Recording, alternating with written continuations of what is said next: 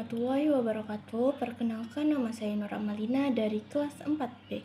Baik, di sini saya akan melakukan review buku, yaitu review buku Teach Like Finlandia di bagian bab 4. Baik, buku Teach Like Finlandia karya Timothy D. Walker merupakan buku yang membahas berbagai praktik pendidikan di Finlandia yang dikenal sebagai salah satu negara dengan sistem pendidikan terbaik di dunia.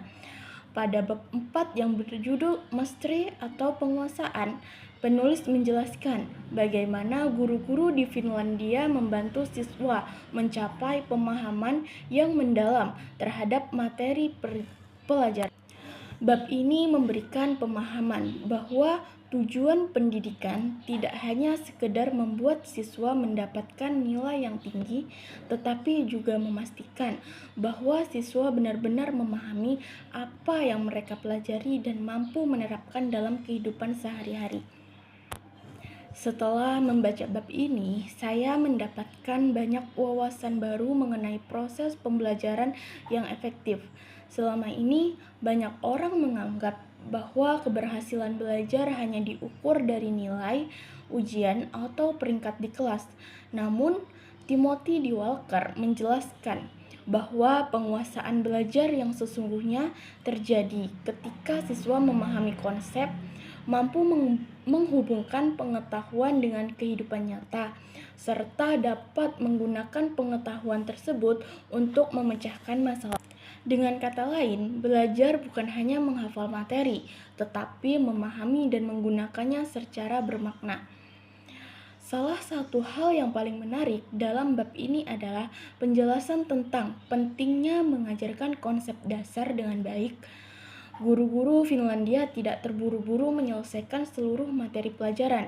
Mereka lebih fokus memastikan bahwa siswa tersebut memahami konsep-konsep dasar terlebih dahulu sebelum melanjutkan materi yang lebih sulit. Menurut saya, pendekatan ini sangat baik karena seringkali siswa mengalami kesulitan belajar bukan karena materi yang terlalu sulit, tetapi karena mereka belum memahami dasar-dasar yang diperlukan. Dengan fondasi yang kuat, siswa akan lebih percaya diri dan lebih mudah memahami pelajaran berikutnya. Selain itu, saya juga tertarik dengan pembahasan yang mengenai penggunaan buku pegangan dalam pembelajaran. Saat ini banyak orang beranggapan bahwa pembelajaran modern harus selalu menggunakan teknologi dan berbagai media digital. Akan tetapi, dalam buku ini dijelaskan bahwa buku pegangan tetap memiliki manfaat yang besar jika digunakan dengan tepat. Buku membantu siswa belajar secara terstruktur dan sistematis. Menurut saya, penggunaan buku pegangan yang dipadukan dengan metode pembelajaran yang menarik dapat membantu siswa memahami materi karena mereka memiliki sumber belajar yang jelas dan mudah dipelajari kembali di rumah. Pembahasan tentang teknologi juga memberikan pandangan baru bagi saya. Banyak sekolah saat berlomba-lomba menggunakan teknologi canggih dalam proses pembelajaran. Namun, Timothy D. Walker menjelaskan bahwa sekolah-sekolah di Finlandia tidak selalu mengutamakan penggunaan teknologi.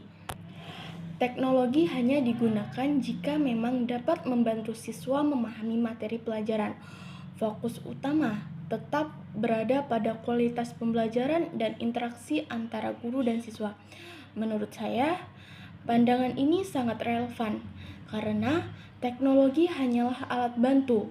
Pembelajaran yang baik tetap bergantung pada bagaimana guru membimbing siswa dan bagaimana siswa terlibat secara aktif dalam proses belajar. Bagian lain yang menarik adalah pembahasan mengenai musik dalam pendidikan. Sebelum membaca buku ini, saya menganggap musik hanya sebagai kegiatan tambahan atau hiburan di sekolah. Namun, penulis menjelaskan bahwa musik memiliki banyak manfaat bagi perkembangan siswa. Musik dapat meningkatkan konsentrasi, kreativitas, kemampuan bekerja sama, dan keterampilan berpikir. Selain itu, musik juga membantu menciptakan suasana belajar yang lebih menyenangkan, sehingga siswa tidak mudah merasa bosan atau tertekan. Menurut saya, penggunaan musik dalam pembelajaran dapat menjadi salah satu cara yang efektif untuk meningkatkan motivasi belajar. Hal yang paling berkesan bagi saya dalam bab ini adalah konsep guru sebagai pelatih. Dalam sistem pendidikan Finlandia, guru tidak hanya bertugas menyampaikan materi, tetapi juga membimbing, mendampingi, dan memberikan dukungan kepada siswa selama proses belajar. Guru juga membantu siswa menemukan cara belajar yang sesuai dengan kemampuan mereka dan memberikan umpan balik yang membangun. Menurut saya, konsep ini sangat penting karena setiap siswa memiliki kemampuan dan kebutuhan yang berbeda. Dengan berperan sebagai pelatih, guru dapat membantu siswa berkembang secara maksimal sesuai dengan potensinya masing-masing. Selain itu, penulis juga menjelaskan bahwa siswa perlu diberikan kesempatan untuk membuktikan hasil pembelajarannya. Penilaian tidak hanya dilakukan melalui ujian tertulis, tetapi juga melalui proyek, presentasi, diskusi, karya tulis, dan berbagai tugas lainnya. Menurut saya, cara ini lebih adil karena setiap siswa memiliki kelebihan yang berbeda. Ada juga siswa yang lebih mampu menunjukkan kemampuannya melalui presentasi atau praktik dibandingkan melalui ujian tertulis. Dengan memberikan berbagai bentuk penilaian, guru dapat melihat kemampuan siswa secara lebih menyeluruh. Saya juga sangat setuju dengan pendapat penulis mengenai fungsi penilaian. Dalam banyak sekolah, nilai seringkali menjadi tujuan utama belajar. Akibatnya, siswa hanya fokus mendapatkan nilai tinggi tanpa benar-benar memahami materi. Dalam buku ini dijelaskan bahwa penilaian harusnya digunakan untuk membantu siswa berkembang. Nilai bukanlah tujuan akhir, melainkan alat untuk mengetahui sejauh mana pemahaman siswa dan bagaimana yang masih perlu diperbaiki. Pendapatkan seperti ini membuat proses belajar menjadi lebih bermakna dan tidak hanya berpotensi pada hasil. Pembahasan mengenai diskusi nilai antara guru dan siswa juga sangat menarik. Guru Finlandia tidak hanya memberikan nilai, tetapi juga mengajak siswa membicarakan hasil belajar mereka melalui diskusi tersebut. Siswa dapat memahami kekuatan dan kelemahan mereka serta mengetahui langkah yang perlu dilakukan untuk meningkatkan kemampuan. Menurut saya, cara ini dapat membantu siswa menjadi lebih bertanggung jawab terhadap proses belajarnya sendiri.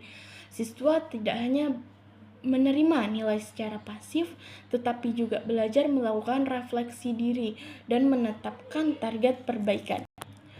Setelah membaca bab ini, saya menyadari bahwa pendidikan yang berkualitas tidak selalu membutuhkan fasilitas yang mewah atau teknologi yang paling canggih.